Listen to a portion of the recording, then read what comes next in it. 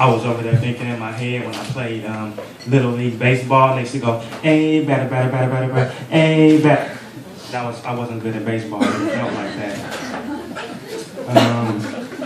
I'm going to stick with the theme and read something I haven't read.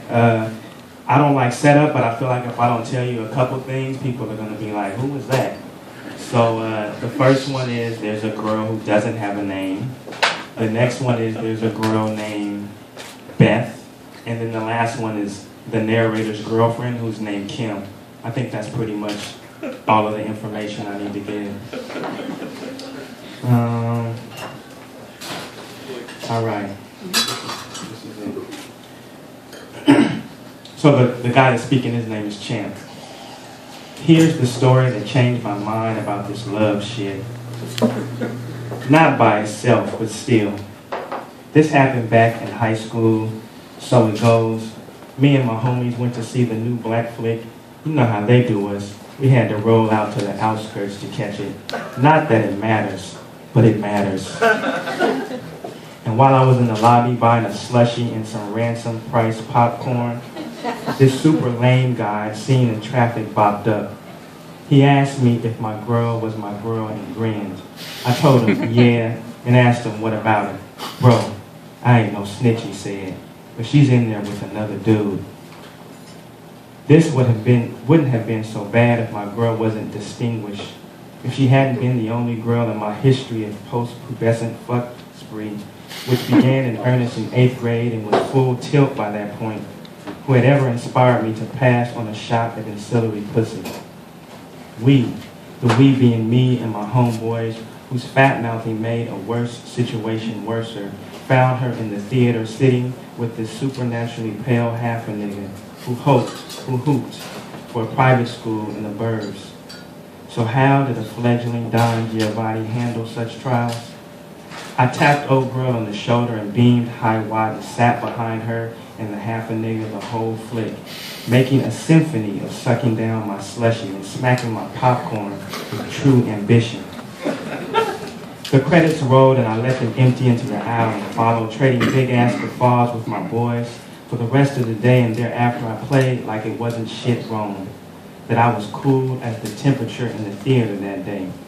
Though truth was, I was an emblem for grief. Wouldn't you know, when I got home, Grace was nowhere to be found, MIA until days later when she slumped in too loop to lend advice of any merit. When she finally got right, I told her what happened, expecting the kind of coddling my young self was too old for even then. That's what I wanted. But what I got was this instead. Son, if you're going to risk your love, save all the space you can for hurt. Beth answers barefoot in a silk robe with music playing in the background, a surprise since I called her crib not an hour ago when she didn't pick up. She lets me in, heads for the fridge, and pours a glass of wine. She sways into the room and through her robe, through the silk something under it, you can see her ass jump. Picture two koalas wrestling, just like I lust. Damn, I say. Damn what, she says. The kitchen's light is lush. I weigh the dope, mix it with soda, and set it to boil. Then it's back and forth from the kitchen to the peephole. My hands no good for anything steady. The sound of my pulse, not the sound of a pulse. This happens every time I chef. It happens and I mind it or else. Beth asked me to top off her glass and I pass by the peephole. This is intervention, no less, which is a priority when you've had dreams like mine, sleep wrecked for weeks with visions I can't even speak on. I take the pot off the stove and let the work lock. I dump the water and let the work sit on a paper towel to air dry. But that's as far as it goes with the play-by-play. This ain't no how-to guide. I lie across Beth's bed. She asks me about school and I tell her about an essay on happiness that I had to read for class. What would you rather have, a trick knee or a broken leg, I say. I beg your pardon, she says. Of the two, I say, which would you rather? The leg, she says. It'll heal. Beth, Her big brown nipples pressing through the silk, sits against the headboard with her knees bent and parted, no panties. An invite, and how could I pass on an invite like this? With Kim's face of foosball knocking around my skull, I strip down to my boxer briefs and tell her she ain't cool for seducing me. This is what you call seduction, she says. Peoples, please, before you blister me too tough, me and Beth, we ain't all the way reckless. We've got rules. No open mouth kissing, no proclamations of love, a limit on voice, chord, or pillow talk. Before that, though, I make a rhythm that lasts a few songs and part of another. She rests her thigh warm and twitching across my stomach when we finish, while we lay looking at TV without watching it, a paranormal quiet between us. This goes on till I get up to clean off. Our post-session cool-off is pretty much standard, but what happens in the bathroom borders on the semi-fantastic. What happens in the bathroom is this. It hits me that I couldn't, for a jackpot, recall Beth's last name. Oh boy. Talk about bad intimacies. I grab the sink with both hands and look into the mirror, see a face that's a face of a sucker who can do this on a whim to a good chick. I rub my nuts and smell my finger. To smell another woman on your nuts when you love your girl is foul. To be stuck on the last name of the girl that's all over your nuts when you love your girl is no less than low down, dirty, despicable. I mumble the alphabet, hoping a letter will help the name catch hold. You want to know some funny shit I say back in the room, slapping into my boxer briefs? I can't remember your last name for shit. Are you serious, she said? Do you think admitting that fact's a little foolish, she says? Admitting that fact might be the least of my fool, I say. It's Ford, she says, and for the record, you're the worst. Best an Army girl, a corporal, which in a strange way makes our setup extra special. I bend to lace my shoes, see a fitted cap under the bed. I should shrug it off, but what can I say? I'm an opportunist. I toss it on the bed and ask if it's competition for the crown. Beth smirks. She asks if I can give her her storage fee.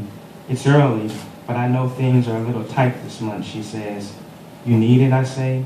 Wouldn't ask if I didn't, she says. So check it. I hope you don't be letting your less special house guest snoop, I say. Can't have nobody stumbling on my stash.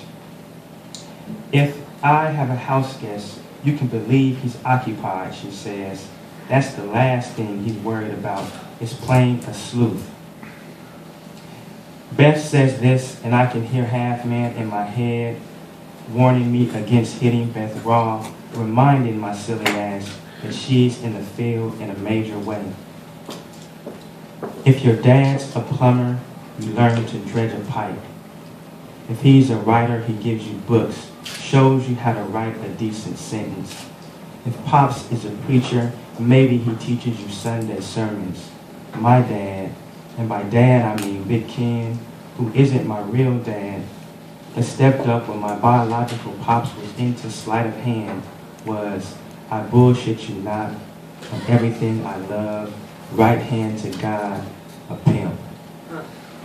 Some days he'd take me along while he checked his hoes, white girls who lived in dank apartments, who wore robes well into the afternoons, who smelled of cigarette smoke. Sometimes he'd have other errands to run and would leave me with them. They'd occupy me the best they could, and when he swooped in an hour or so later, he'd stuff 5s and 10s in my pockets and let me lap drive to the next spot. He never talked about what he was, and when I got older, he never held his hustle up as a motto. But for the last long while, I've wondered how much of what he was is what I am. Beth gets up to take a shower. She leaves her door cracked, tells me that the sergeant pulled her aside and said he might station her in another state, that I might have to find another spot to stash my work. She says I've got a few months, maybe more, but she wants to give me a heads up. I lay her cash on her blanket and stroll to the kitchen where I prep a few OZs and scrub the pot and utensils clean. Forget the cliche. In this life, cleanliness is next to freedom. I leave with a swollen plastic sack stuffed in my sleeve and my eyes stabbing every which way. Here's the mantra of me and my homeboys: don't let daylight catch you. When you live with your girl, you can explain away loads of suspect business, but strolling in at the crack of dawn ain't one of them. The homies, some of them would rather catch a misdemeanor and spend a night in a holding tank than face their girl after she'd spent a whole night seething.